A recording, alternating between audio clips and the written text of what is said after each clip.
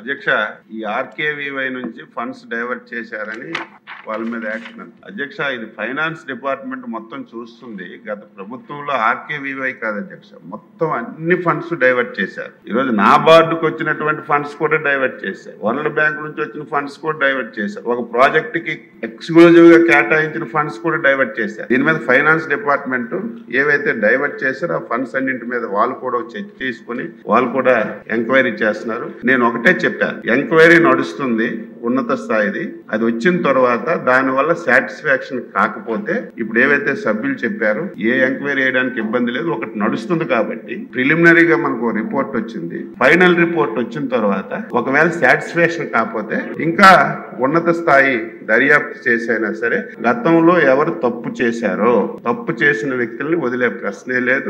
మళ్ళీ అటువంటి పొరపాట్లు జరగకుండా ఆఫీసర్కి చెప్పాను, టెండర్స్ అన్ని పద్ధతి ప్రకారం చేయాలి. ఒకటి గత 5 సంవత్సరాల అధ్యక్ష L1 L2 అని పెట్టుకోవడమే. వాళ్ళు ఎవరికి పిలిస్తే వాళ్ళే L1 L2, ఇంకొకరు ఎవరు వచ్చేవాళ్ళు కాదు. వాస్తవాలు అవన్నీ మనం చూసాం కళ్ళ ముందు. కాబట్టి తప్పనిసరిగా ఇది చాలా మంచి ప్రోగ్రాం కేంద్ర ప్రభుత్వం పెట్టింది. దీన్ని అనేక విధాలుగా ఇబ్బందులు ఉన్నాయి. ఇవన్నీ సరిచేసి మళ్ళీ వీలైనంత తొందరగా మళ్ళీ ఈ వాహనాల్ని మళ్ళీ లైన్ లోకి తీసుకొచ్చి ఎవరైతే పాడి రైతులు ఉన్నారో వారికి మేలు చేయడానికి అన్ని విధాల ప్రయత్నం చేస్తాను అధ్యక్ష.